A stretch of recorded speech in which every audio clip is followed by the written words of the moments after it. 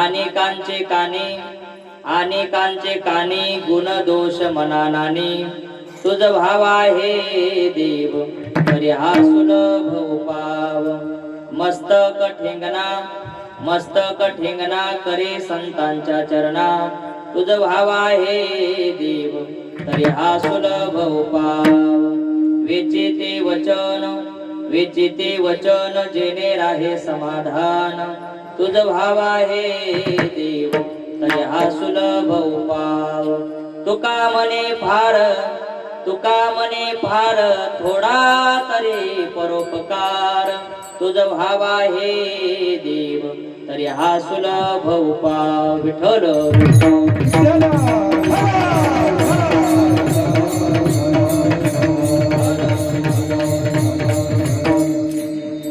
महायोग पीठे तटे भीमरथ्यां वरं पुंडरीकाय दातुं मुनीन्द्रैः समागत्य तिष्ठं तमानन्दकन्दं परब्रह्मलिङ्गं भजे पाण्डुरङ्गा करो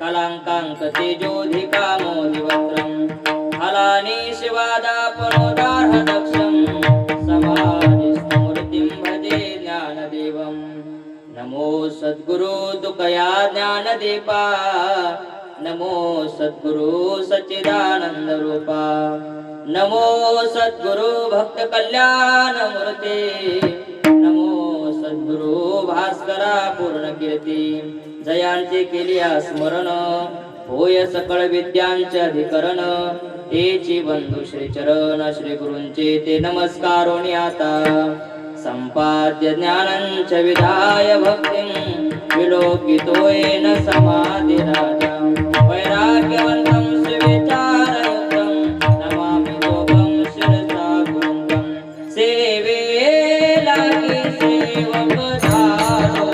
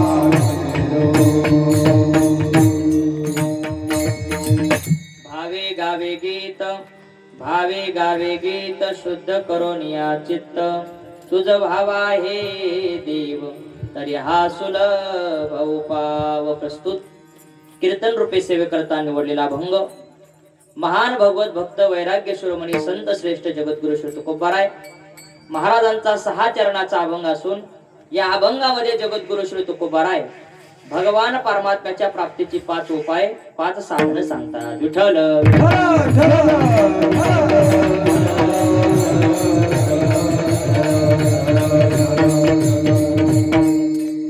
अभंग जगद्गुरु श्री तुकोबारायांचा घेतलेला आहे. 6 चरणाचा आहे.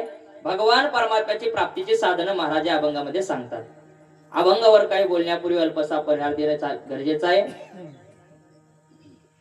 प्रतिवर्षाप्रमाणे चालू असलेला आपला हा अखंड हरिनाम सप्ताह तथा ग्रंथराज ज्ञानेश्वरी पारायण सोहळा अत्यंत सुंदर नियोजनामध्ये हा भक्ती उत्सव चालू आहे. आणि या भक्ती उत्सवाचं याही वर्षीचं वर्ष अत्यंत सुंदर नियोजनामध्ये निमित्त जे आहे भगवान प्रभू रामचंद्राच्या नवमी निमित्त रामनवमी निमित्त हा महोत्सव चालू आहे. आणि या महोत्सवाचा आजचा 7वा दिवस. बरोबर, या महोत्सवाचा आजचा हा 7वा दिवस आणि 7व्या दिवसाची कीर्तनाची सेवा समस्त ग्रामस्थ तथा भजनी मंडळ मांजरगाव या सर्व मंडळीच्या माध्यमातून ही सेवा माझ्याकडे आलेली आहे. त्याप्रमाणे आमचे हरिभक्त पारायण चव्हाण दादांच्या माध्यमातून ही सेवा माझ्याकडे आलेली आहे. समस्त ग्रामस्थ मंडळी तथा भजनी मंडळ मांजरगाव या सर्व मंडळीच्या अथक अशा सहकार्याने उत्साहाने चालू असलेला भक्ती उत्सव अत्यंत सुंदर नियोजनामध्ये चालू आहे. या भक्ती उत्सवासाठी उपस्थित असलेले सर्वच या ठिकाणी उपस्थित असलेले गुणीजन गायनाचार्य महाराज मंडळी, आता सर्वांचा मला काय परिचय नाही, श्री हरिभक्त पारायण परब महाराज आहेत आणि त्याचप्रमाणे त्यांना सहकार्य करणारे त्यांचे सर्व साथी सर्वांच्या चरणी विनम्र भावाने वंदन करतो. त्याचप्रमाणे मृदंगाचार्य श्री हरिभक्त पारायण मयूर महाराज, बरोबर ना, महेश महाराज येवले आदरणीय महाराज या ठिकाणी उपस्थित आहेत. अत्यंत गोड महाराजांचं या ठिकाणी वादन आहे. तेही सेवेसाठी उपस्थित आहेत. त्यांच्या चरणी विनम्र भावाने वंदन करतो. त्याचप्रमाणे सर्व उभे असलेले टाळकरे माळकरे विनेकरे समोर बसलेले सर्व श्रोते सज्जन मायबाप या सर्वांच्या चरणी विनम्र भावाने वंदन करतो आणि आपल्या संकल्पित वेळेमध्ये या तुकोबारायाच्या अभंगावर बोलण्याचा प्रयत्न करतो. विठ्ठल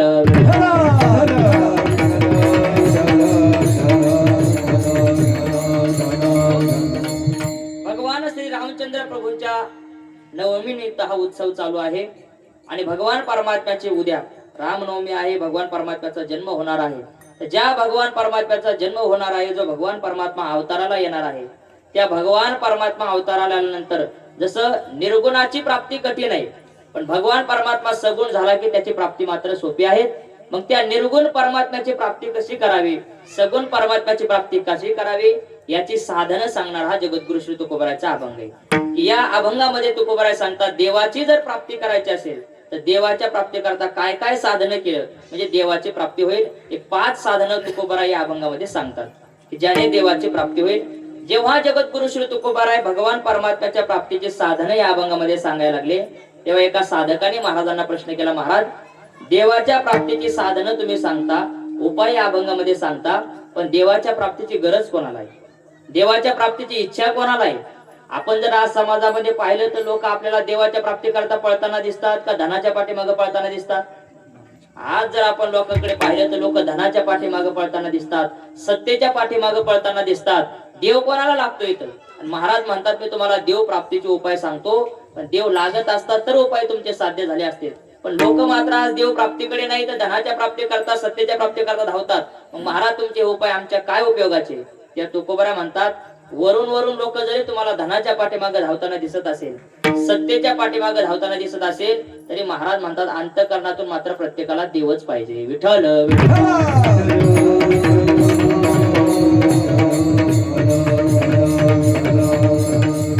कशावरून देव पाहिजे बघा. थोडस तुम्हाला शास्त्राचं चिंतन सांगतो.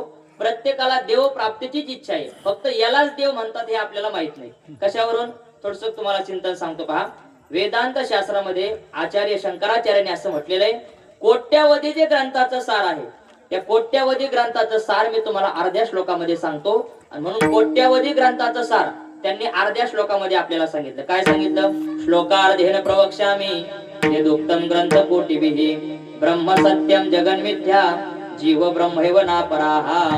कोट्यावधी ग्रंथाचं सार मी तुम्हाला अर्ध्या श्लोकामध्ये सांगतो. आणि म्हणून त्यांनी सार सांगितलं, ब्रह्म सत्यम म्हणजे ब्रह्म सत्य आहे, जगन मिथ्या जगत मिथ्या आहे, आणि जीव ब्रह्मैव नापराः जीव हा मूळचाच परब्रह्म स्वरूप आहे. आणि जीव मूळचा परब्रह्म स्वरूप असल्यामुळे बघा आपल्या स्वरूपाकडे नेहमी जीवाची धाव असते. जसं बघा नदीची धाव ही नेहमी कुठे असते? समुद्राकडे असते. का? कारण नदीचं मूळचं स्वरूप काय आहे? समुद्र आहे. समुद्र हे नदीचं मूळचं स्वरूप असल्यामुळे नदीची धाव ही नेहमी जशी समुद्राकडे असते तसं जीवाची धाव ही नेहमी देवाकडे असते. का देवाकडे असते? कारण जीव हा मूळचा देव स्वरूप आहे, म्हणून त्याची धाव देवाकडे असते. आणि देवाचं वर्णन करताना, ब्रह्मस्वरूपाचं वर्णन करताना असं केलं, सच्चित सुखात्मकम ब्रह्म. ब्रह्म कसं आहे? सत स्वरूप आहे, चित स्वरूप आहे आणि आनंद स्वरूप आहे. आणि म्हणून जीवाला सुद्धा सत स्वरूपाला धरून मी सदैव असावं, चित स्वरूपाला धरून मी सर्वज्ञ असावं आणि आनंद स्वरूपाला धरून मी सदैव सुखी असावं, या तीन इच्छा होत असतात. विठ्ठल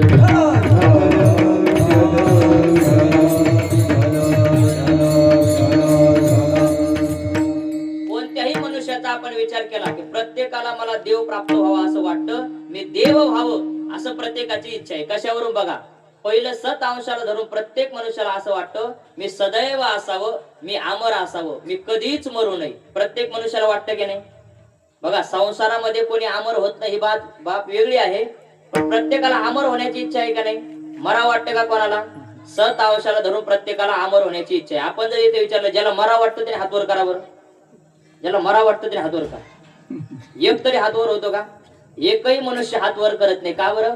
कारण कोणालाही मरा वाटत नाही. क्षमा मागून बोलू का? ज्यांची जायची वेळ झाली त्यांनाही मरा वाटत नाही. कोणी हातवर करत नाही. म्हणजे मरावं कोणाला वाटतं का? कोणालाही मरा वाटत नाही. प्रत्येकाला अमर व्हावं वाटतं. अहो, मरावं तर वाटत नाही, जाऊ द्या, नुसतं मर म्हटलं तरी सहन होतं का? तुम्ही एखाद्या लहान मुलाला म्हणून पहा, एखादा लहान मुलगा असेल ना, त्याला म्हणायचं मर, तो लहान मुलगा म्हणतो तूच मर. त्या लहान मुलाला तरी मरा वाटतं का? लहान मुलाला सुद्धा मरा वाटत नाही. ज्ञानोबा सांगतात, आगा मर हा बोलन साहते आणि मेलिया तरी रडते, पर्यास ते जात न गणिते गहिसपणे. ज्ञानोबा सांगतात, आगा मर हा बोलन साहते, मर म्हटलेलं जीवाला सहन होत नाही आणि मेलिया तरी रडते. आणि मेल्यावर मात्र काय होतात? सगळे रडतात. मरण कोणालाही सहन होत नाही. प्रत्येकाला अमर होण्याची इच्छा आहे. कोणालाही मरावं वाटत नाही, ही प्रत्येकाची पहिली इच्छा आहे. पण बघा, संसार अवच्छेदकाने कोणालाही अमर होता येत नाही. संसारात आला, मृत्यू लोकात आला की प्रत्येकाला मरावं लागतं. इथं कोणालाही अमर होता येत नाही. ज्ञानोबरांनी फार मोठी यादी दिली पहा. आजा मेला पंजावेला बाप मसना गेला.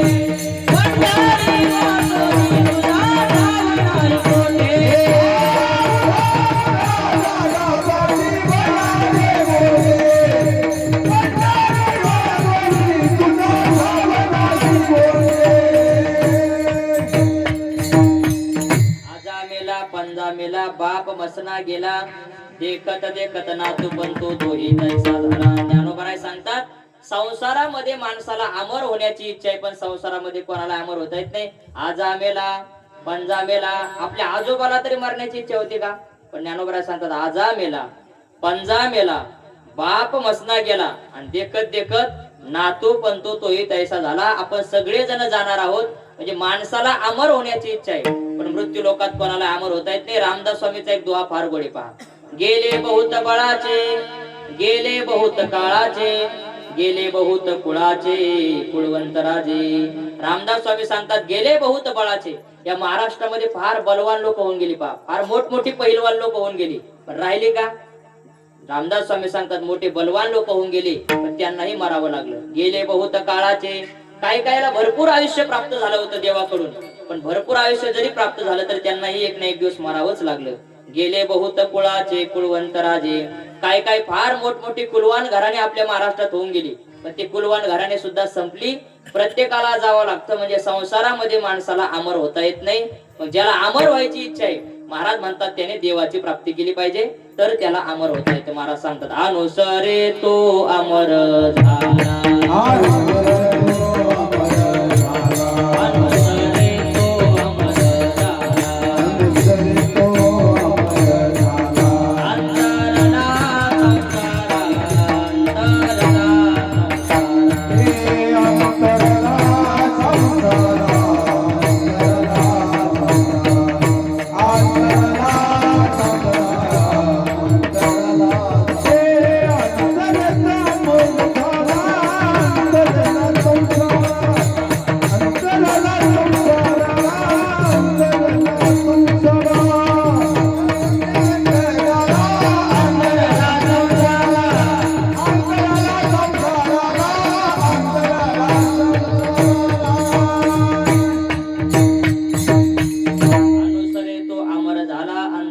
संसारा. महाराज म्हणतात अमर होण्याची इच्छा आहे, पण संसारात कोणी अमर होत नाही. मग अमर होण्याकरता काय करावं लागतं?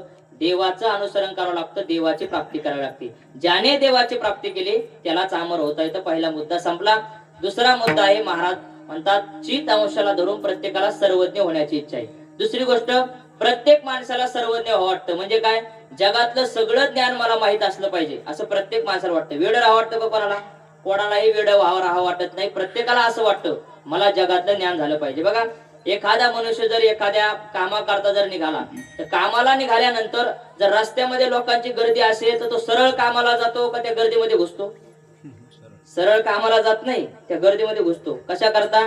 इथं नेमकं गर्दी का झालेली, लोकांची काय घटना घडली ही आपल्याला माहित असली पाहिजे, म्हणून तो त्या गर्दीमध्ये घुसतो. तिथलं ज्ञान मला असलं पाहिजे. माणसाला सर्वज्ञ होण्याची इच्छा आहे. पहा की मला जगातलं सगळं ज्ञान व्हावं. पण ज्ञानोबराय सांगतात संसार अवच्छेदकाने सर्वज्ञही कोणाला होता येत नाही. संसारामध्ये कोणी सर्वज्ञ होत नाही. एखाद्या गोष्टीचं ज्ञान झालं तर दुसऱ्या गोष्टीचं अज्ञान असतं. उदाहरणार्थ महाराज या ठिकाणी सुंदर असा मृदंग वाजवतात.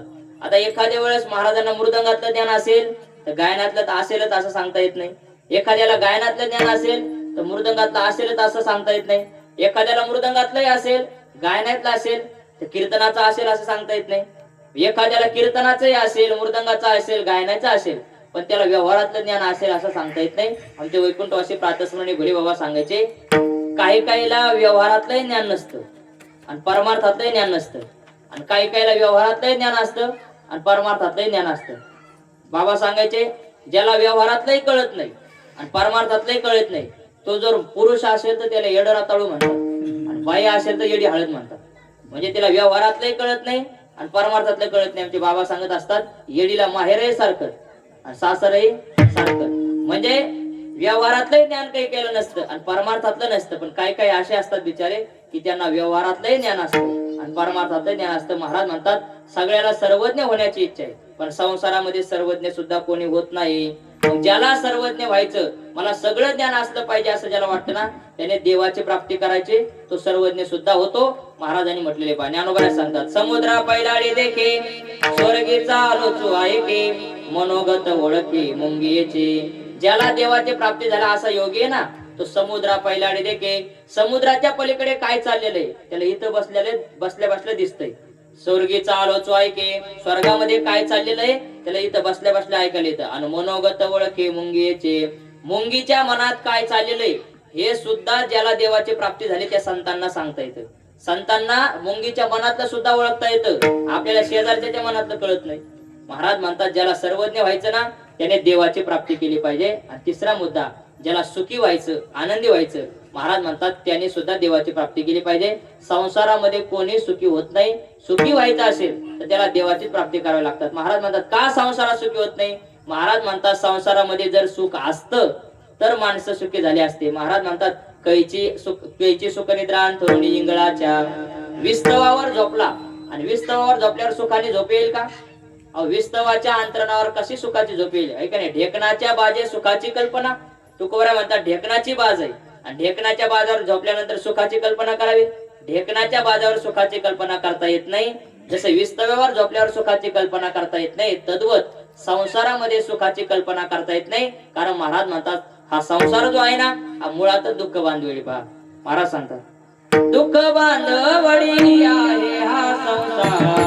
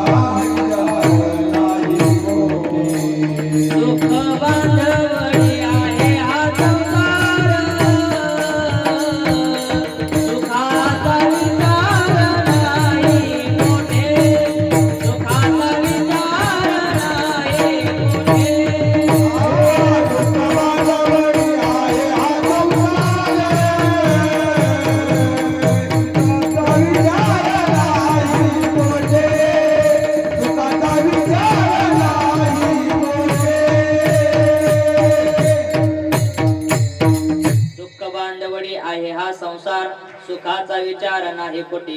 महाराज म्हणतात संसारामध्ये सुखाचा विचार नाही, म्हणून संसारामध्ये कोणाला सुखही प्राप्त होत नाही. मग ज्याला सुख प्राप्त व्हावं वाटतं, त्याला आनंद प्राप्त व्हावा वाटतो ना, महाराज म्हणतात त्याने देवाची प्राप्ती करायची. ज्याने ज्याने देवाची प्राप्ती केली, महाराज म्हणतात ते आनंदी सुद्धा झाले. तुकोबरा म्हणतात तुमच्या जीवनामध्ये दुःख असेल, पण आमच्या जीवनामध्ये तुकोबराय सांगतात, तुका म्हणे खातो आनंदाचे लाडू, घ्या रे चर पडू नका तुम्ही, किंवा आनंदाचे डोहे, आनंद तरंग, आनंदाचे अंग, आनंदाचे तुका म्हणे आता आनंदी आनंदू, गोविंदे गोविंदू विस्तारला. महाराज म्हणतात आमच्या जीवनामध्ये आनंदच आनंद आहे का, आम्ही देव प्राप्त केला. मग महाराज म्हणतात ज्याला अमर व्हायचं, ज्याला सर्वज्ञ व्हायचं आणि ज्याला सुखी व्हायचं, त्याने देव प्राप्त केला पाहिजे.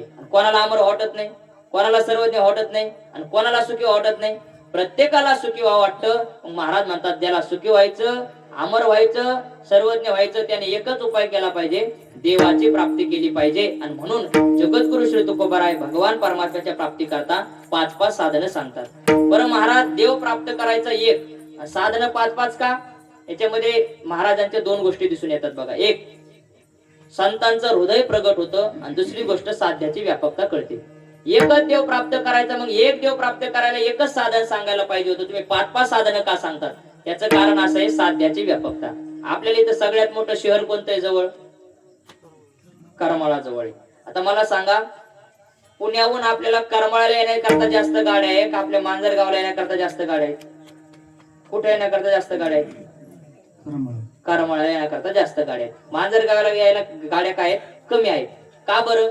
याचं कारण असं आहे की आपण करमाळ्याच्या बाबतीमध्ये आणि आपल्या मांजरगावच्या बाबतीमध्ये जर विचार केला तर मांजरगाव हे करमाळ्यापेक्षा काय छोटं आहे, लहान आहे, आणि करमाळा त्या दृष्टीने मोठं शहर आहे. मग असा नियम आहे, जेवढं मोठं गाव असेल, जेवढं मोठं शहर असेल, तेवढं त्या शहराला जाण्याकरता गाड्या काय असतात? जास्त असतात, साधनं जास्त असतात. जेवढं गाव छोटं असेल तेवढं त्याला येण्याकरता साधनं कमी असतात. तसं महाराज म्हणतात देवाच्या प्राप्ती करता देव एकच आहे, पण 5-5 साधनं का सांगतात? महाराज म्हणतात देव एवढा व्यापक आहे, एवढा व्यापक आहे, एवढा व्यापक आहे की तो इतका मोठा असल्यामुळे त्याला साधनं सुद्धा भरपूर आहे. मनोनी पारता पाहे प्रवेशावया माझ्या ठाई, उपायांचे नाही वाणी येथ. माझ्या स्वरूपाच्या ठिकाणी प्रवेश करण्याकरता साधनाची कमतरता नाही, म्हणून भरपूर साधनं सांगतात. आणि दुसरी गोष्ट, मातृहृदय, संतांचं हृदय हे मातृहृदय असतं. पहा, मातृहृदय म्हणजे कसं? या माता माऊल्यांच्या हृदयासारखं. आता बघा, एरवी आपल्या घरी जर जेवण करायचं असेल तर माता माऊल्या काय करतात? एकच भाजी बनवतात. पण आपल्या घरी जर एखादा पाहुणा येणार असेल, अतिथी येणार असेल, तर मग 4-5 प्रकारच्या भाज्या बनवल्या जातात. का बरं? कारण येणारा जो पाहुणा आहे त्याची आवड निवड आपल्याला माहित असते का? त्याला नेमकं कोणती भाजी आवडते, कोणती आपल्याला माहित नसते, म्हणून या 4-5 प्रकारच्या भाज्या केल्या जातात. नाही बटाट्याची आवडली तर टमाट्याची खाईल, टमाट्याची नाही आवडली तर भेंडीची खाईल, भेंडीची नाही आवडली तर पालकाची खाईल, पालकाची नाही आवडली तर कशाची? भाज्या माहित नाही तुम्हाला? वांग्याची खाईल, ही नाही आवडली तर ती खाईल, कोणती तरी भाजी तो खाईल, जेणेकरून आलेला जो पाहुणा आहे ना तो उपवासी राहता कामा नाही, तो पोटभर जेवला पाहिजे, तृप्त झाला पाहिजे. हा त्याची मागची काय भूमिका आहे. जसं त्या माता माऊलीला वाटतं तसं संत महात्मे सुद्धा, त्यांचं हृदय सुद्धा माता माऊलीसारखं असल्यामुळे आपल्याकडे येणारा जो समाज वर्ग आहे, जो साधक आहे, तो काय एका अधिकाराचा आहे का? वेगवेगळ्या अधिकाराचे लोक आपल्याकडे येतील. प्रत्येकाला देवाची प्राप्ती झाली पाहिजे म्हणून वेगवेगळी साधनं संत महात्म्यांनी सांगितली. त्यापैकी तो साधक म्हणतात महाराज ठीक आहे, देवाची प्राप्ती केली पाहिजे, देवाच्या प्राप्तीशिवाय अमर होता येत नाही, सर्वज्ञ होता येत नाही, सुखी होता येत नाही. मग त्या देवाच्या प्राप्ती करता नेमकं काय करावं? महाराज त्या देवाच्या प्राप्तीचं साधन सांगतात अभंगाच्या पहिल्या.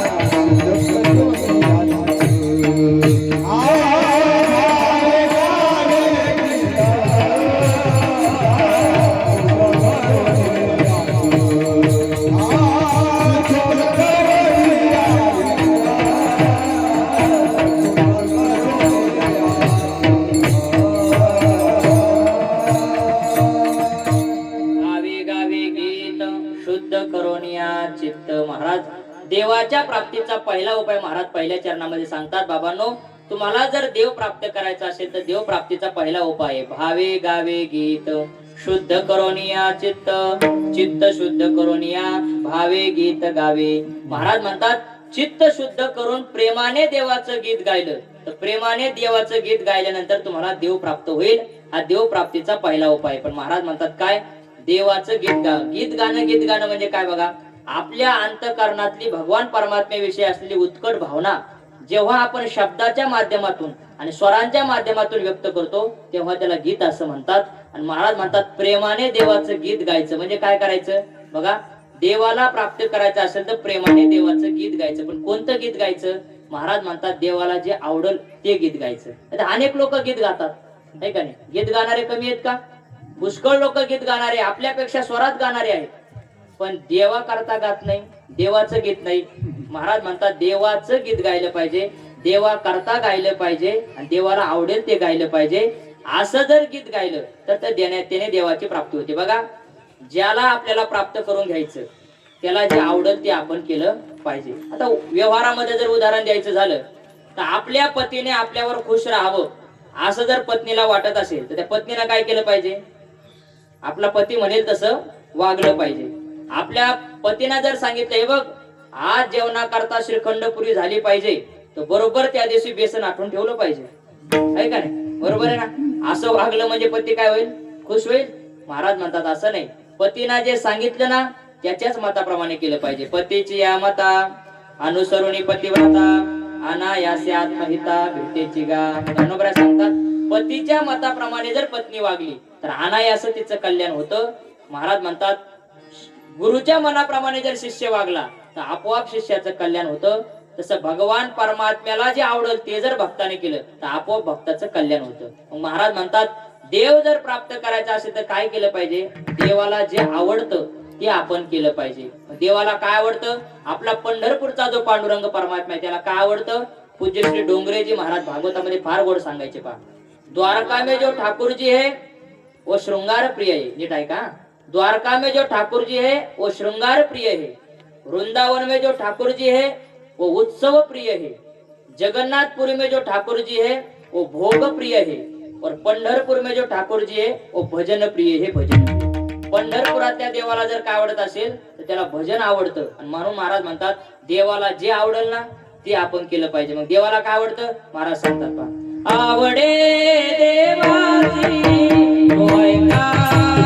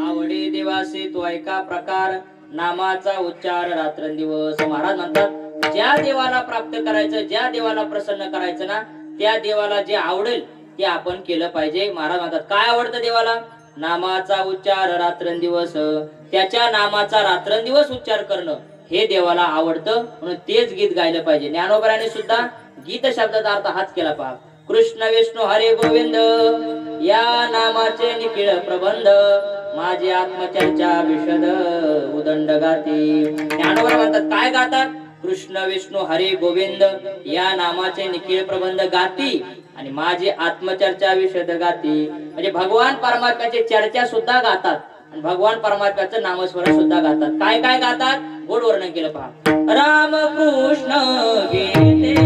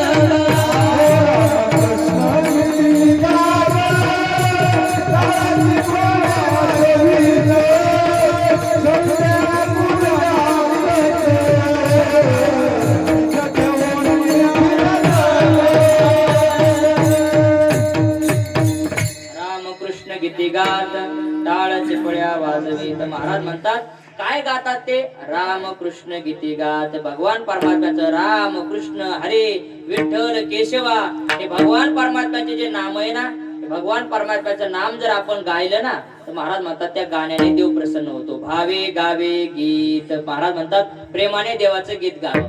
गीत गाणं म्हणजे मस्त पकवास लावावा, स्वरामध्ये विणा लावावा आणि मग भगवान परमात्म्याचं नामस्मरण करावं, आळवावं. हे गीत देवाला आवडतं. भावे गावे गीत. पर महाराज म्हणतात भावे. भावे शब्द फार महत्वाचा. भावे म्हणजे प्रेमाने. तर अनेक लोक गीत गातात पण प्रेम महत्वाचे. प्रेम कोणतीही साधना करताना त्याच्यात प्रेम महत्वाचे. महाराज म्हणतात गीत गातो देवाचं पण जर त्याच्यात प्रेम नसेल तर काही उपयोगाचं नाही. महाराज म्हणतात राग आळवितो नाना आणि काय गातो ते कळेना. नाना प्रकारचे राग आळवतो पण भगवान परमात्म्याविषयी प्रेम नाही. महाराज म्हणतात त्याचा काही उपयोग नाही. प्रेम असलं पाहिजे. प्रेम. प्रेमाविन भजन नाकाविन मोती अर्थाविन पोती वाचुनी काय. महाराज म्हणतात प्रेमाविन भजन नाकाविन मोती. मोती आहे पण नाकच नसेल तर काय उपयोग आहे? नाक असेल तर मोत्याला किंमत आहे आणि पोती वाचायला लागला ना अर्थच कळत नाही काय उपयोग आहे? महाराज म्हणतात जसं अर्थाविना पोती वाचू नये, नाकाशिवाय मोत्याला किंमत नाही, तसं प्रेमाशिवाय भजनाला किंमत नाही. भजनाला किंमत आहे प्रेम असेल तर. म्हणून महाराज म्हणतात प्रेम पाहिजे. भावे गावे गीत. महाराज म्हणतात असं प्रेमाने जर गीत गायलं पण कसं गायचं? शुद्ध करून या चित्त. चित्त शुद्ध करून म्हणजे याचा अर्थ असा आहे भजनाचा हेतू शुद्ध असावा आणि शुद्ध हेतूने भजन करावं. अनेक लोक भजन करतात पण भजनाचा हेतू शुद्ध नसतो. कशा करता भजन असतं? मी सांगत असतो विनोदाने, अनेक लोकांचं भजन याच्या करता असतं दुसऱ्याचं भजन कसं बंद पडता येईल याच्या करता काय लोक भजन करतात. कशाला भजन करायचं? दुसऱ्याचं भजन बंद पडलं पाहिजे याच्यासाठी. महाराज म्हणतात भजनाचा हेतू सुद्धा शुद्ध असला पाहिजे चांगला. तर लोक भजन करतात पहा. ये रब हो जोडती किरटी जयांची भजने भोगासाठी जे आशाची मेरे दृष्टी मंद झाले. ज्ञानोबा म्हणतात बहु जोडती किरटी जयांची भजने भोगासाठी. भोगासाठी जर भजन असेल तर महाराज म्हणतात काय उपयोग नाही. देवाचं भजन केवळ देवासाठी असलं पाहिजे. पहा देवाची या चाडे आळवावे देवा आळवावे देवा ओसदेव भावा पाडोनिया ओसदेव भावा पाडोनिया ओसदेव भावा पाडोनिया पाडोनिया देवाची या चाडे आळवावे देवा आळवावे देवा. वैकुंठवासी प्रातस्मरणी भजन विश्व आमचे बोधे बाबा चाल म्हणायचे. देवाच्या चाडे आळवावे देवा. देवाच्याच इच्छेने देवाला आळवावं याला शुद्ध भजन म्हणतात. म्हणजे भजनाचा हेतू सुद्धा शुद्ध असला पाहिजे. चांगल्या हेतूने भजन केलं पाहिजे माणसाने तर देवाची प्राप्ती होते. अनेक लोक भजन करतात पण हेतू शुद्ध नसतो. एक काल्पनिक कथा सांगतात पहा. रामचंद्र प्रभू आणि लक्ष्मण म्हणजे वनवासाला निघाले. आणि वनवासाला निघाल्यानंतर झालं असं, पंपा सरोवराजवळ आले आणि तिथं आल्यानंतर रामचंद्र प्रभू आणि लक्ष्मणजींनी एक दृश्य पाहिलं. काय पाहिलं? त्या सरोवराच्या काठावर एक बगळा एका पायावर उभा राहून ध्यान करत होता. तो ध्यान करत असलेला बगळा पाहिला आणि रामचंद्र प्रभू म्हटले, लक्ष्मणा बघ म्हटले, मागच्या जन्मातला फार मोठा साधू दिसतो. मागच्या जन्मात साधना करण्याची सवय असल्यामुळे या जन्मात सुद्धा तो साधना करायला लागला आणि एका पायावर उभा राहून तो बगळा साधना करतो. असं रामचंद्र प्रभू म्हटल्यानंतर लक्ष्मणजी म्हटले, भाऊ प्रभू, तो साधना वगैरे काही करायचे तो पक्का चालू आहे म्हटले. पक्का चालू आहे म्हटल्यानंतर रामचंद्र प्रभूने सांगितलं, अरे तुला कुठे दोष पाहण्याची सवय लागली? चांगला एका पायावर उभा राहून साधना करतो, पक्का चालू आहे. लक्ष्मणजी म्हटले, तो साधना करतो का काय करतो तुम्हाला पाहायचं का? 5-10 मिनिटं थांबा म्हटले. रामचंद्र प्रभू आणि लक्ष्मणजी तिथे उभा राहिले आणि त्या बगड्याकडे पाहत होते.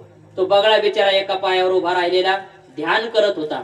आणि आज मग त्या तलावामध्ये ज्या माश्या होत्या ना, त्या माश्या एकत्रित झाल्या आणि त्या माशांची चर्चा सुरू झाली. काय चर्चा सुरू झाली?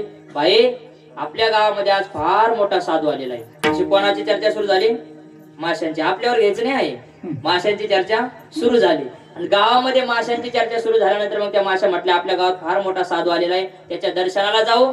म्हणून सगळ्या त्या साधूच्या दर्शनाला आल्या. साधूच्या म्हणजे कोणाच्या? हा, हे ध्यानात ठेवा तुम्ही. दर्शनाला आल्या. दर्शनाला आल्यानंतर त्याच्यातली एक मासोळी समोर झाली. हात जोडला, हात जोडून ती प्रार्थना करू लागली, महाराज, संसाराच्या तापाने मी तप्त झालेले, या संसार सागरातून माझा उद्धार करा. तो बगळा म्हणला, बालिके, मी तेवढ्यासाठीच आलेलो आहे. आणि लगेच बगळ्याने चोच मारली आणि माश्या खायला सुरुवात केली. जसं बगळ्याने माश्या खायला सुरुवात केली तसे लक्ष्मणजी म्हणतात, प्रभू बघा, तुमच्या साधूने माळ काढली. तुमचा साधू तर मासे खायला लागला. महाराज म्हणतात, बगळा ध्यान करतो की नाही? महाराज म्हणतात, पण त्याच्या ध्यानाचा हेतू शुद्ध आहे का? बक ध्यान धरे, सोंग दावे, मत्स्या मारे. महाराज म्हणतात, बगळा सुद्धा ध्यान करतो, पण बगळ्याचं ध्यान कशा करताय? मासे खाण्याकरताय. तसं अनेक लोक भजन करतात, पण देवा करता नाही. भजन करायचं आणि देवाकडून काहीतरी मागायचं, देवा मला पुत्र दे, देवा मला संपत्ती दे, देवा मला ऐश्वर दे, अशा करता लोक भजन करतात. महाराज म्हणतात, अशा भजनाने देव संतुष्ट होत नाही. पण देव प्राप्त करायचा असेल तर काय करायला पाहिजे? प्रेमाने देवाचं भजन केलं पाहिजे आणि भजनाचा हेतू सुद्धा देवच असला पाहिजे, तर महाराज म्हणतात देव प्राप्त होईल. भावे गावे गीत शुद्ध करून या चित्त. महाराज म्हणतात, असं जर केलं तर देवाची प्राप्ती होईल. पण महाराज, हे साधन काय सोपं आहे का हो? अवघड आहे देवाचं प्रेमाने भजन करणं. एखादं सोपं साधन सांगा ना. महाराज म्हणतात, हे साधन जमत नसेल ना, सोपं साधन सांगतो. काय कर, फक्त दुसऱ्याचे गुणदोष कानामध्ये येऊ देऊ नको आणि मनामध्ये येऊ देऊ नको. अनेकाचे कानी अनेकाचे कानी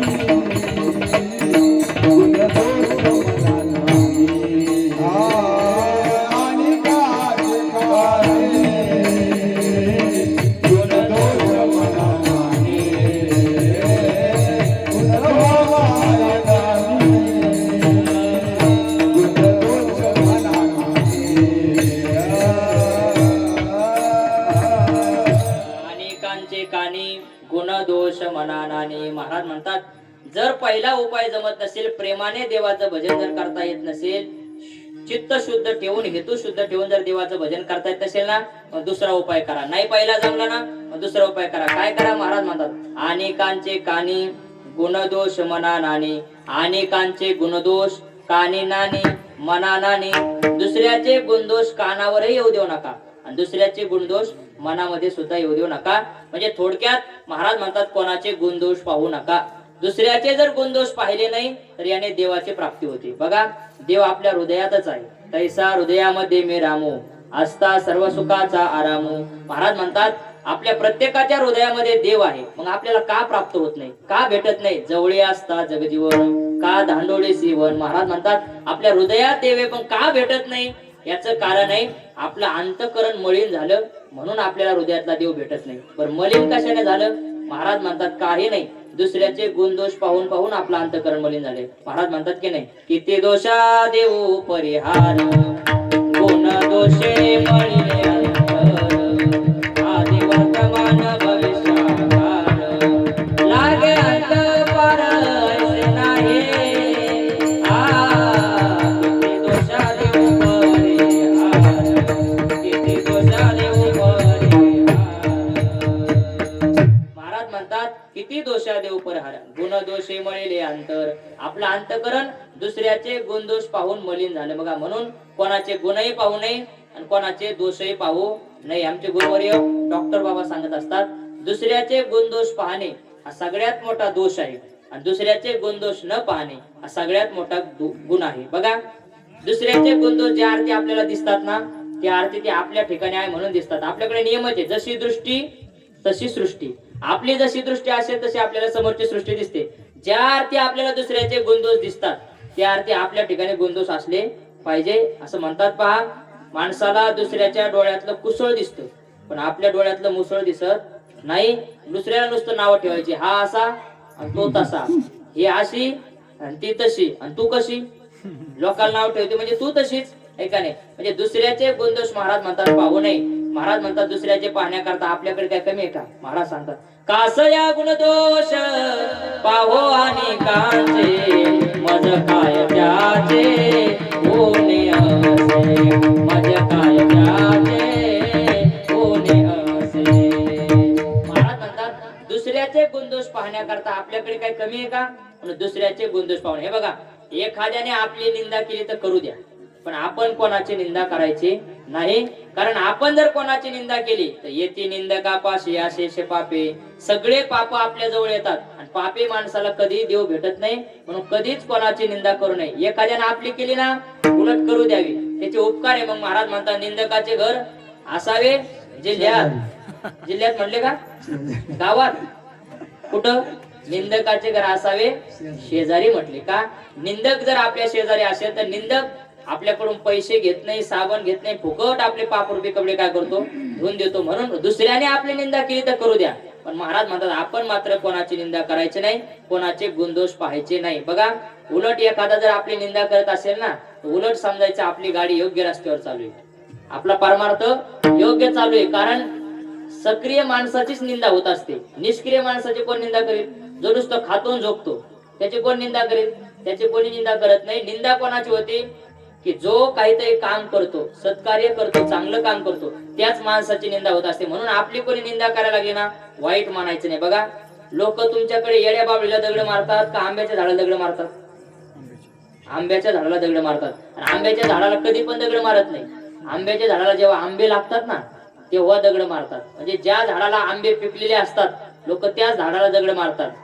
ज्या अर्थी निंदेचे दगड आपल्या अंगावर येतात ना त्या अर्थी असं समजायचं आपला आंबा पिकलेला आहे म्हणजे आपली साधना योग्य मार्गावर चालू आहे. म्हणून महाराज म्हणतात कोणी आपली निंदा केली तर करू द्या पण आपण कोणाची निंदा करायची नाही. अनेकांचे कानी गुणदोष मना नानी तुझ व्हावा हे देव तरी हा सुलभ उपाय, सोपा उपाय. कोणाची निंदा करायची नाही, गुणदोष कानात येऊ द्यायचे नाही, मनात येऊ द्यायचे नाही, याने देवाची प्राप्ती होईल. पण महाराज हाही उपाय का सोपा आहे का?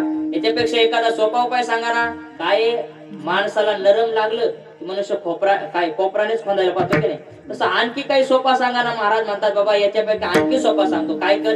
काही नाही. एखादा संत महात्मा दिसला ना त्याच्या चरणावर आपलं मस्तका ठेंगना मस्तका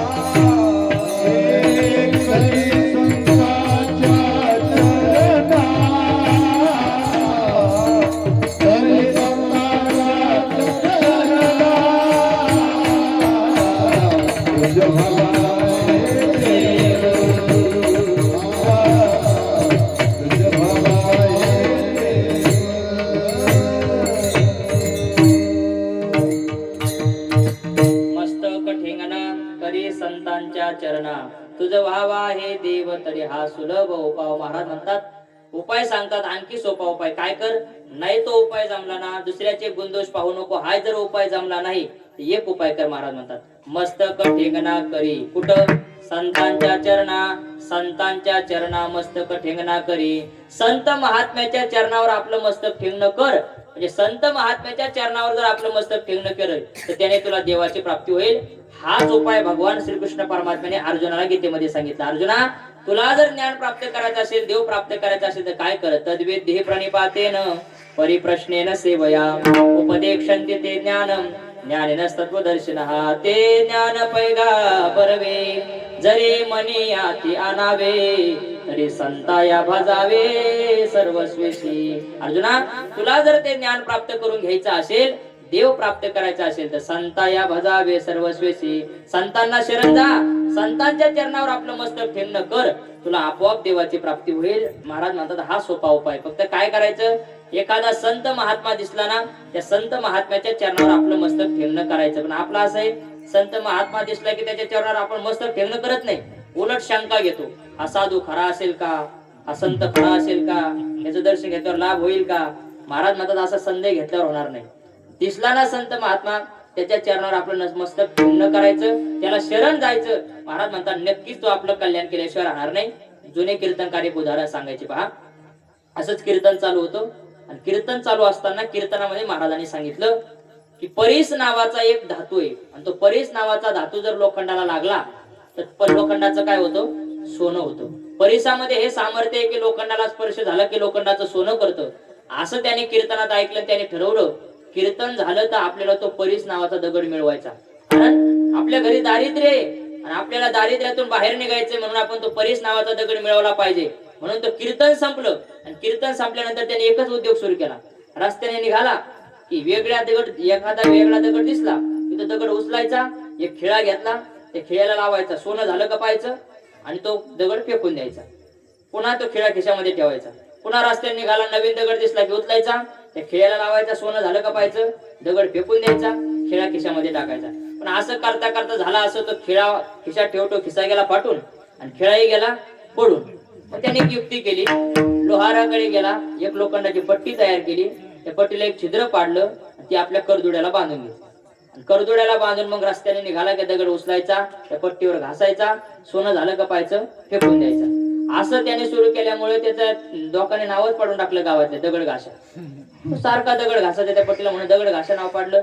तो म्हणला ठीक आहे, लोकांनी काही का म्हणा, परंतु आपण आपलं साध्य प्राप्त होईपर्यंत आपण सोडायचं नाही. पण तो त्याचा उद्योग चालू राहिला. 6 महिन्यापर्यंत महाराज तो दगड घ्यायचा, घासायचा, दगड घ्यायचा, घासायचा. 6 महिन्यापर्यंत त्याने हा उद्योग केला. आणि 6 महिन्यानंतर एक दिवस तो जेव्हा स्नान करून बाहेर आला, स्नान करून बाहेर आल्यानंतर त्याच्या पत्नीचं लक्ष त्याच्या कमराकडे गेलं आणि त्याची पत्नी ओरडली, अहो पाहिलं का, अहो पाहिलं का? तुम्हाला काय पाहिलं का? अहो तुमच्या कमराला जी पट्टी आहे ना म्हणे, ती पट्टी सोन्याची झाली. सोन्याची झाली म्हटल्यानंतर त्यांनी पाहिलं तर खरोखर पट्टी सोन्याची झाली होती. दोघं पण आनंदाने उड्या मारायला लागले. त्याची पत्नी नाचायला लागली, तोही नाचायला लागला. दोघंही 5 मिनिटं उड्या मारल्या. 6व्या मिनिटाला त्याने आपलं डोकं धरलं आणि खाली बसला. डोकं धरून खाली बसल्यानंतर त्याची पत्नी म्हणली, का हो काय झालं डोकं धरून बसायला? तो म्हणला पट्टी सोन्याची झाली, बरोबर आहे म्हणे, पण कोण्या दगडाने झाली? मी नुसतं दगड घासत राहायचो आणि फेकून द्यायचो, दगड घासायचो, फेकून द्यायचो, याच्यामध्ये माझं हेच लक्ष नाही तर कोणत्या दगडाने पट्टी सोन्याची झाली. महाराज म्हणतात ज्याप्रमाणे त्याने दगड घेतला घासत राहिला तर कोणत्या दगडाने पट्टी सोन्याची झाली हे त्याला कळलं नाही. तसं दिसेल त्या साधूला, दिसेल त्या संताला नमस्कार करत राहा. कोणता साधू, कोणता संत कधी आपल्या जीवनाचं कल्याण करीन हे सांगता येत नाही. म्हणून महाराज म्हणतात मस्तक ठेंगणा करे संतांच्या चरणा. संतांच्या चरणावर जर आपलं मस्तक ठेवणं करे तर निश्चित आपल्याला भगवान परमात्म्याची प्राप्ती होईल. म्हणून महाराज म्हणतात मस्तक ठेंगणा करे संतांच्या चरणा, तुझं व्हावा हे देव तरी हा सुलभ उपाय. महाराज हाही उपाय आम्हाला जमू शकत नाही, आणखी काही सोपं सांगा ना.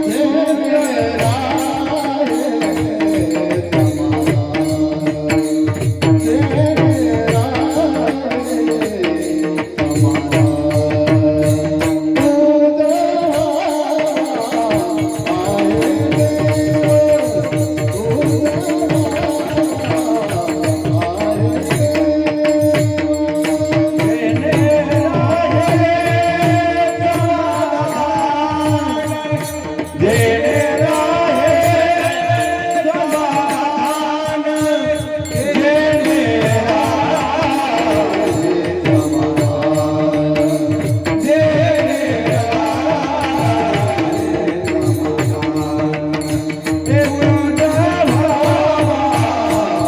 रे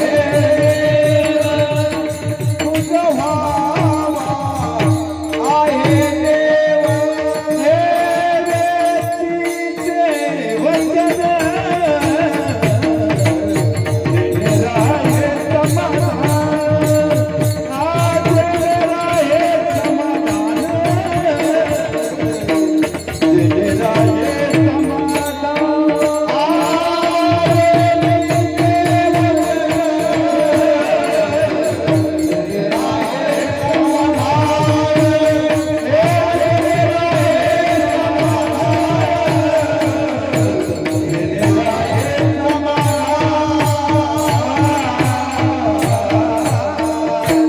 त्याचे ते वचन जेणे राहे समाधान, तुझ भावा हे देव तरी हा सुलभ उपाव. महाराज म्हणतात ते वचन वेचे जेणे समाधान राहे. तुला देव प्राप्त करायचा का? सोपा उपाय सांगतो. महाराज म्हणतात ते वचन वेची, अशा प्रकारचं वचन बोल, अशा प्रकारचे शब्द तोंडातून बोल की जेणे राहे समाधान, जेणेकरून स्वतःलाही समाधान प्राप्त होईल आणि समोरच्यालाही समाधान प्राप्त होईल. अशा प्रकारचं बोलावं. मनुष्य जर चांगलं बोलला ना, गोड बोलला ना, महाराज म्हणतात त्याला गोड बोलल्याने आणि चांगलं बोलल्याने देव प्राप्त होतो. माणसाने फक्त चांगलं बोललं पाहिजे, गोड बोललं पाहिजे. महाराज म्हणतात खरे बोले तरी फुकासाठी जोडे हरी. महाराज जर खरं बोलला तर सहज देव प्राप्त होतो. फक्त खरं बोललं पाहिजे. सत्यम ब्रूयात प्रियम ब्रूयात न ब्रूयात सत्यम प्रिय. खरं बोलावं, गोड बोलावं. कसं बोलावं? आपल्या संतांनी शिकवलं पहा.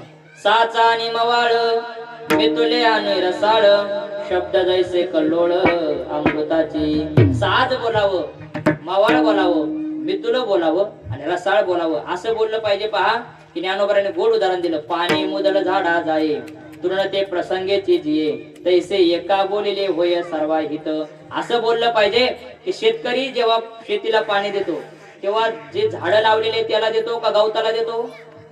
शेतकरी पाणी कोणाला देतो? झाडांना देतो. गवताला कोणी पाणी देतं का? गवताला कोणी पाणी देत नाही. पण गवत येतं की नाही? शेतकरी पाणी देतो झाडाला, पण गवत प्रसंगेची जी आपोआप गवतालाही त्याचा फायदा होतो की नाही? तसं असं बोललं पाहिजे की एखाद्याला बोललो की त्याला बोलता बोलता दुसऱ्याचं कल्याण झालं पाहिजे. असं बोललं पाहिजे. भगवान परमात्मा जे अर्जुनाला बोलले ना ते तसं बोलले. पिकलिया सुखाचा परिमळू, निवाली अमृताचा कल्लोळू, तैसा कोवळाने सरळ बोलू बोलिला. भगवान परमात्मा असं बोलले एका अर्जुना करता, पण जगाचंही झालं की नाही? तैसे अर्जुनाचे व्याजे, गीता प्रकाशोने श्रीराजे, संसारा एवढे थोर ओझे फेडिले जगाचे. एका अर्जुना करता गीता सांगितली, पण सगळ्या जगाचा उद्धार झाला की नाही? म्हणजे एकासाठी बोललं तर सगळ्यांचं कल्याण होणं. अशा प्रकारचं बोललं पाहिजे. संत सहज बोलतात. सहज बोलणे हित उपदेश. सहज बोलले तरी संतांचा उपदेश होतो. आम्ही सहज बोलले तरी भांडणं लागतात. लोक म्हणतात मी सहज बोललो, तर तू सहज बोला पण गावात पेटलं ना, हे का नाही? आपल्या सहज बोलण्याने लोकांचे भांडणं लागतात. संत सहज बोलले की जगाचं कल्याण होतं. म्हणून महाराज म्हणतात गोड बोललं पाहिजे. वेचे ते वचन जेणे राहे समाधान. बघा शास्त्र, त्या व्याकरण शास्त्रामध्ये एक पंक्ती, एक शब्द सम्यक प्रयुक्त स्वर्गे लोके कामधूप भवती. एक शब्द जर आपण चांगल्या प्रकारचा त्याचा प्रयोग केला की स्वर्गात कामधेनू आहे ना, कामधेनू जसं फल देणारी आहे, तसं एक शब्द जर आपण चांगला बोलला तर तो चांगला फल आपल्याला प्राप्त करून देतो. बघा आपण जर गोड बोललो ना, सगळं जग आपलंसं करता येतं. आणि आपण गोड बोललो नाही ना, जवळचे लोक दूर निघून जातात. फक्त गोड बोलता आलं पाहिजे. महाराज म्हणतात बघा, कावळ्याने कोणाचा बांध कोरला का? कावळ्याने कोणाचं धन चोरलं नाही, कावळ्याने कोणाचा बांध कोरला नाही, पण कावळा दिसला की लोक दगड उचलतात. का बरं? याचं कारण आहे. महाराज म्हणतात कौवा किसका धन हरे, कोयल कापो देत, मिठी वाणी बोल कर जग आपणा करलेत. कावळ्याने कोणाचंही धन हरण केलं नाही, कावळ्याने कोणाचाही बांध कोरला नाही, तरी लोक कावळा दिसला की दगड उचलतात आणि कोकिळा दिसला की मात्र उचलत नाही. याचं कारण आहे कोकिळा बोलायला लागली की कोकिळा गोड बोलते म्हणून लोक दगड उचलत नाही. कावळा बोलायला लागला की कावळा कर्कश बोलतो म्हणून लोक दगड उचलतात. माणसाच्या बोलण्यावर सगळे, म्हणून माणसाने गोड बोललं पाहिजे. वेचे ते वचन जेणे राहे समाधान. गोड बोललो, खरं बोललो की सहज भगवान परमात्म्याची प्राप्ती होते. महाराज म्हणतात खरं बोलणं हे फार मोठं तप आहे. अहो सतत जर आपण 12 वर्ष खरं बोललो ना, एकही शब्द सतत आपण खरं बोललो 12 वर्षापर्यंत, एकही शब्द जर खोटा बोललो नाही, तर महाराज म्हणतात त्याला वाचा सिद्धी प्राप्त होतो. वाचा सिद्धी म्हणजे काय? तो जो म्हणेल ते व्हायला लागतं. ज्ञानोबा म्हणतात मी ज्ञानेश्वरी सारखा एवढा मोठा ग्रंथ तयार केला. कशामुळे? ज्ञानोबा म्हणतात माझं तप आहे. कशाचं तप आहे? माझ्या सत्यवादाचे तप. वाचा केले बहुत कल्प, तया फळांचे हे महाद्वीप पातळी प्रभो. ज्ञानेश्वरी सारखा एवढा मोठा ग्रंथ मी निर्माण करू शकलो. ज्ञानोबा म्हणतात माझ्या सत्यवाणीचं हे तप आहे. आणि म्हणून खरं बोललो तर भगवान परमात्मा भेटतो, गोड बोललो तर भगवान परमात्मा भेटतो. फक्त माणसाला गोड बोलता आलं पाहिजे. अलीकडे झालं लोकांना असं, माणसाला गोडच बोलता येत नाही. पहा सगळं जमतं पण गोड बोलायला काही जमत नाही. आता आम्ही प्रवास करतो महाराज, आम्हाला खूप प्रसंग येतात असे. तुमचे गुरुवरे बाबा सांगत असतात आणि आम्हाला प्रवासामध्ये असे पुष्कळ प्रसंग येतात. एक वेळेस असाच प्रवास चालू होता आणि प्रवास चालू असताना आता बसना प्रवास करायला लागतो. बसच्या प्रवासामध्ये एवढी गर्दी असते. हल्ली तर असं झालेलं आहे ते आधार कार्ड फ्री, त्याच्यामुळे बसना खूप गर्दी असते. मग त्या गर्दीमध्ये आपण बसलो आणि गर्दीमध्ये प्रवास चालू असताना बस अगोदरच फुल झालेली होती. एकदम बसायला जागा नाही, काय नाही. आणि त्याच्यामध्ये एका स्टँडवर गाडी थांबली आणि थांबल्यानंतर एक जाडजूड बाई त्या गाडीमध्ये चढली.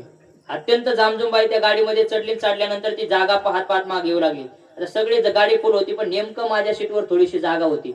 आणि ती बाई सगळ्यांना खुंबा मारत मागे येऊ लागली.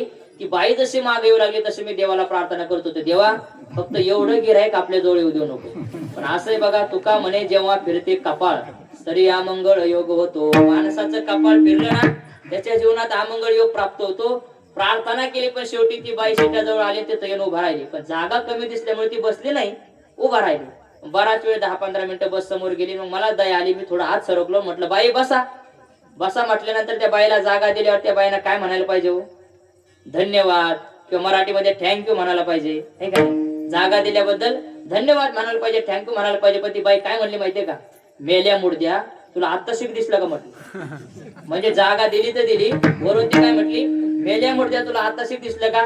मग इथं आमचा वेदांत उपयोग केला. म्हणलो खरोखर आहे, आपला देह तरी काय मेला मुडदाचे की? म्हणली तर म्हणली, काय बिघडलं म्हटलं, जाऊ द्या. पण मला ती बाई बोलली, मला काय वाटलं नाही, पण मागच्या सीटवरल्या माणसाला ते काही सहन झालं नाही. तो म्हटला, अहो बाई तुम्हाला काही समजतं का? म्हटले, अहो त्यांनी तुम्हाला जागा दिली, तुम्ही त्यांना धन्यवाद म्हणा, थँक्यू म्हणा, उलट मेल्या मुडद्या म्हणता, तुम्हाला काय वाटतं का नाही? ती बाईनं एवढीवर गप्प बसावं की नाही? ती बाई म्हणली, दिली असन जागा, म्हणली बस काय त्याच्या बापाची का? बर, वरून तिला बाप काढला पुन्हा. आता एवढ्यावर आपण ऐकून घेतलं, ठीक आहे खरोखर बस काय आपल्या बापाची आहे का? जाऊ द्या म्हटलं, दिलं सोडून. पण त्या माणसाला काय सहन होणार? तो माणूस म्हटला, अहो बाई तुमच्या जिभेला काही हाड आहे का नाही? हो अहो जागा दिली तर मेल्या मुडद्या म्हणता, वरून सांगायला गेलो की त्यांचा बाप काढता, तुम्हाला काही समजतं का? म्हटले, अहो ते कोण आहे पाहिलं पाहिजे, ते महाराज आहेत, त्यांना असं बोलाव का? एवढ्यावर त्या बाईने गप्प बसव का नाही? ती बाई म्हणली, असेल महाराज, मला का चुलीत घालायचं? महाराज म्हणतात, असे जर बोलणारे लोक असेल होईल का त्याचं समाधान? असं बोलणारे लोक असेल तर स्वतःचंही समाधान होणार नाही, दुसऱ्याचंही समाधान होणार नाही. महाराज म्हणतात असं बोलावं, काही शिवानी बोलिये मनवा शीतल होय, और नको शीतल करे आपही शीतल होय. महाराज म्हणतात असं बोलावं, आपले अंतकरण शीतल झालं पाहिजे, समोरच्याचे अंतकरण शीतल झालं पाहिजे, याने देव प्राप्त होतो. म्हणून महाराज म्हणतात, वेचे ते वचन जेने राहे समाधान, तुझ भावा हे देव तरी हा सुलभ उपाव. एकदा संप्रदायाच्या नियमाप्रमाणे चांगलं भजन करू. सर्व जणांनी टाळवर हातवर करायचा.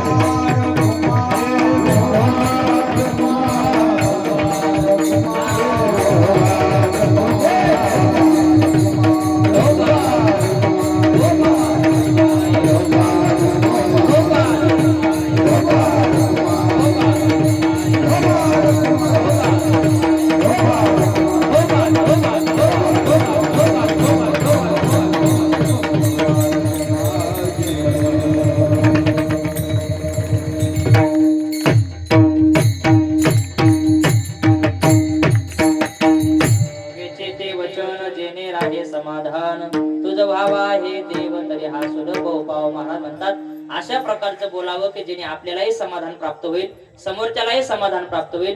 गोड बोललं, खरं बोललं तर देवाची प्राप्ती होते. म्हणून महाराज म्हणतात खरं बोलावं, गोड बोलावं, त्याने देवाची प्राप्ती होते. आणि महाराज म्हणतात याच्यापैकी कोणताही उपाय नाही जमला ना, मग एक शेवटचा उपाय महाराज म्हणतात काय कर, जीवनामध्ये करता येईल तेवढा परोपकार कर. परोपकाराने देव भेटतो. अभंगाचं शेवटचं चरण. तुका म्हणे फार, तुका म्हणे फार, तुका म्हणे फार, तुका म्हणे फार, तुका म्हणे फार, तुका म्हणे फार,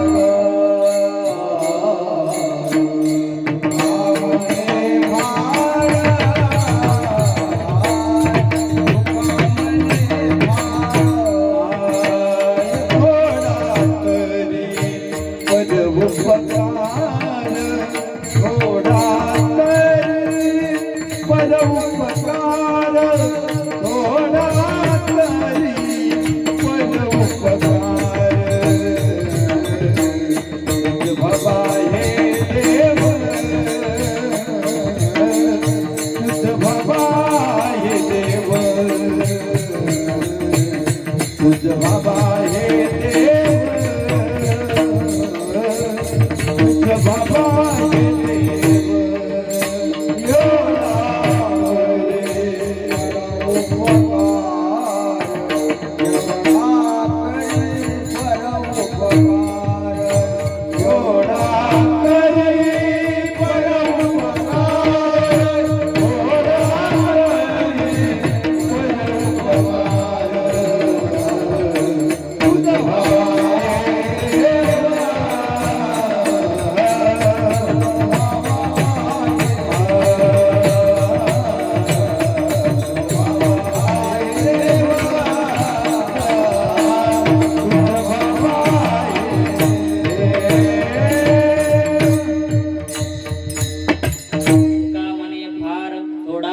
परोपकार तुझ भावा हे देव तरी हा सुलभ उपाव. शेवटचा उपाय महाराज सांगतात बघा, तुम्हाला जर देवाची प्राप्ती करायची असेल, कोणताच नाही उपाय जमला तर एक उपाय करा. तुका म्हणे फार, थोडा तरी परोपकार. जीवनामध्ये फार परोपकार करा. परोपकार करा म्हणजे भगवान परमात्म्याने आपल्याला ऐश्वर्य दिलं ना, भगवान परमात्म्याने आपल्याला धन दिलं ना, जे धन भगवान परमात्म्याने आपल्याला दिलं, जे ऐश्वर्य भगवान परमात्म्याने आपल्याला दिलं, ते ऐश्वर्य आपण दुसऱ्या करताही उपयोगात आणलं पाहिजे. म्हणजे एखादा दुःखी मनुष्य असेल, गरीब मनुष्य असेल तर त्याच्यावर आपण लौकिक उपकार केला पाहिजे. एखाद्याला कपडे नसेल आपण त्याला कपडे घेऊन द्या. एखाद्याला जर खायला नसेल आपण त्याला खायला घेऊन द्या. एखाद्याला राहायला घर नसेल त्याला घर बांधण्याकरता आपण मदत करा. जीवनामध्ये महाराज म्हणतात परोपकार करा. का करा? अहो विचार करा, देवाने आपल्याला देणाऱ्याच्या यादीत टाकले, जर देणारे आपल्याला घेणाऱ्याच्या यादीत टाकलं असतं तर, देवाने जर आपल्याला गरीब केलं असतं तर काय केलं असतं? महाराज म्हणतात ज्या अर्थी देवाने आपल्याला श्रीमंत केलं, देवाने आपल्यापुरतं आपल्याला दिलं ना, मग आपल्यातलं थोडं का होईना आपण दुसऱ्या करता दिलं पाहिजे. म्हणजे परोपकार केला पाहिजे. परोपकाराने महाराज म्हणतात देव भेटतो. तुका म्हणे फार परोपकार करी, जीवनामध्ये फार परोपकार करी. पण नाही जमला फार तर महाराज म्हणतात थोडा तरी, नाही फार जमला ना मग थोडा तरी परोपकार कर. म्हणजे काय कर, आपल्या दारावर जर एखादा अतिथी आला तर तो अतिथी आल्यानंतर त्याला आपण जेवू घातलं पाहिजे, हा नियम आहे. आणि आपल्या दारावर जर एखादा अतिथी आला आणि आपण जर त्याला जेवू घातलं नाही, तो तसाच माघारी गेला तर महाराज म्हणतात तो तसा जात नाही. मग जाताना आपलं पुण्य घेऊन जात असतो. विमुख गेले या अतिथी ने सुकृताची संपत्ती. बघा, आपल्या दारावर जर एखादा अतिथी उपवासी गेला की जाताना तो आपलं पुण्य घेऊन जातो. म्हणून दारावर जर एखादा अतिथी आला तर महाराज म्हणतात त्याला खाऊ घाला. पण नाही तुम्ही खाऊ घालू शकत ना, फुकटचं पाणी तरी पाजू शकता की नाही? महाराज म्हणतात त्याला पाणी तरी पाजवा. नेदा तरी हे हो, नका देऊ अन्न, फुकाचे जीवन तरी पाजा. महाराज म्हणतात त्याला अन्न नका देऊ खायला, पण फुकटचं पाणी तरी त्याला पाजा. नका घालू दूध जयामध्ये सार, ताकाचे उपकार तरी करा. महाराज म्हणतात एखाद्याला दूध नाही देऊ शकत, नका दूध देऊ, पण ताकाचे उपकार तरी करा. ताक म्हणजे ज्याच्यामध्ये काही सार राहिलेलं नाही असं ताक. ते ताक तरी दुसऱ्याला द्या, तेवढा तरी उपकार महाराज म्हणतात जीवनामध्ये करा. म्हणजे थोडा तरी परोपकार करा, परोपकाराने देव भेटतो. पहा काय झालं, एक 80 वर्षाचा म्हातारा एक झाड लावत होता. झाड लावत होता ते पण कशाचं लावत होता, अक्रोडाचं झाड लावत होता.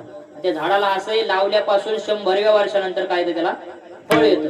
आणि म्हातारा किती वर्षाचा, 80 वर्षाचा म्हातारा ते अक्रोडाचं झाड लावत होता. आणि ते झाड लावत असताना त्या नगरीचा राजा फिरण्याकरता निघाला. आणि त्या राजाने पाहिलं 80 वर्षाचा म्हातारा हे अक्रोडाचं झाड लावतो. विचारलं, बाबा काय करता? त्याने सांगितलं, झाड लावतो. कशाचं, अक्रोडाचं.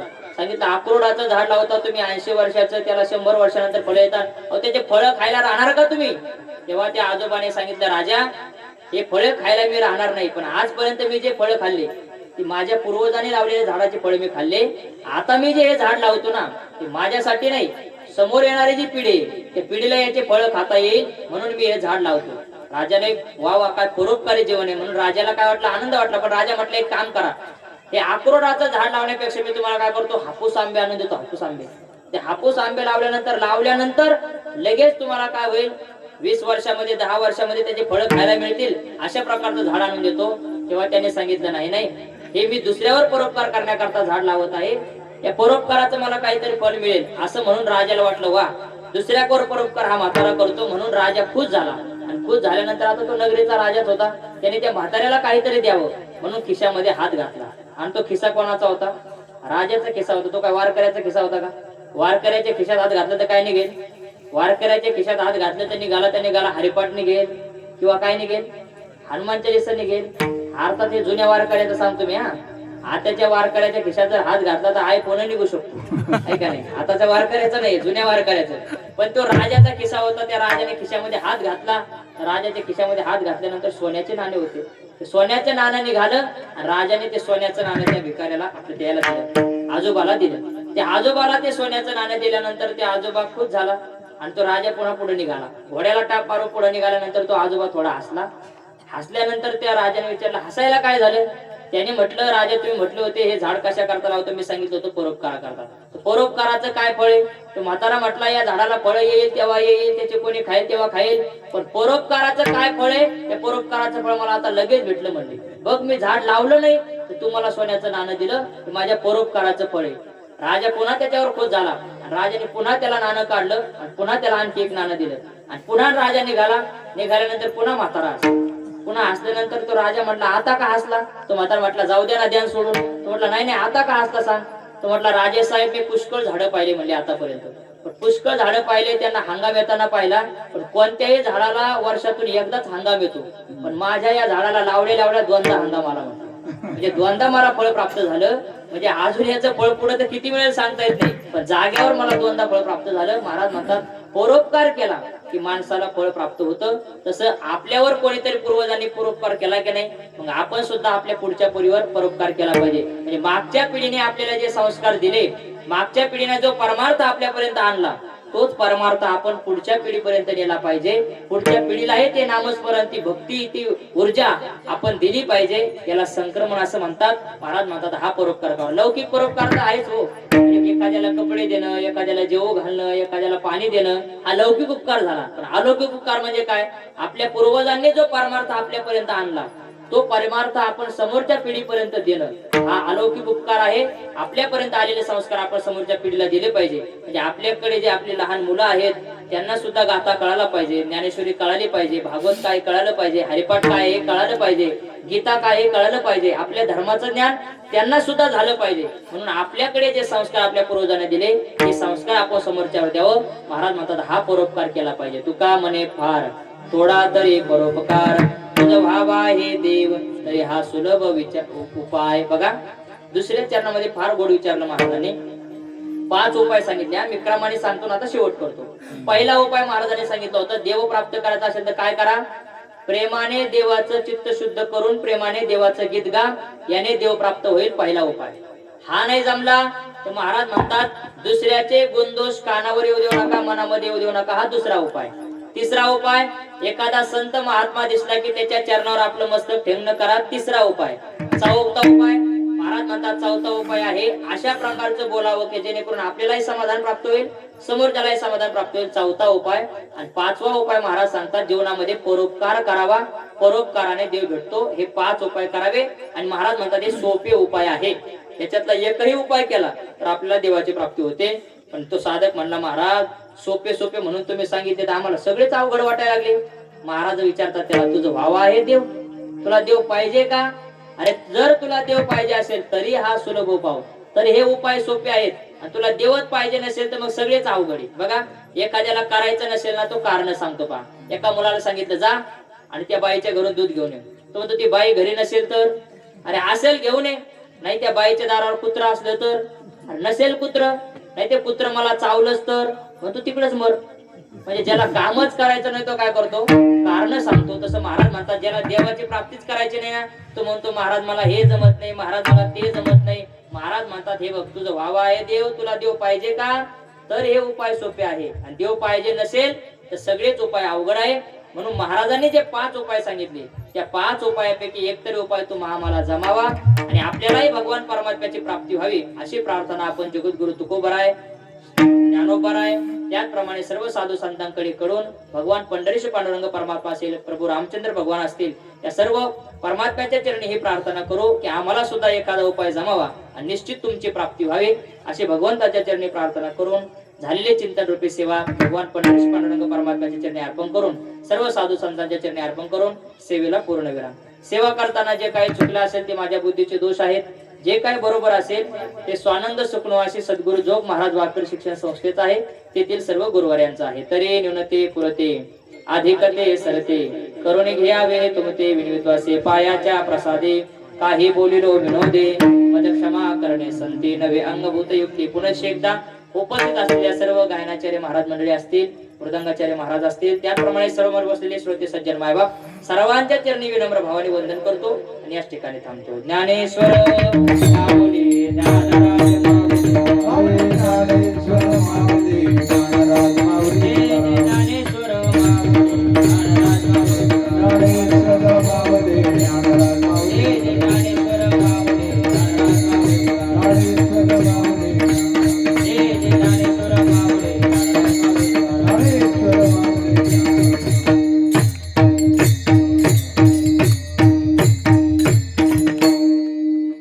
बारकी म्हणते का ती? म्हणताय का सर? म्हणा म्हणा म्हणा म्हणा म्हणा या या इकडे या. नको म्हणते नाही.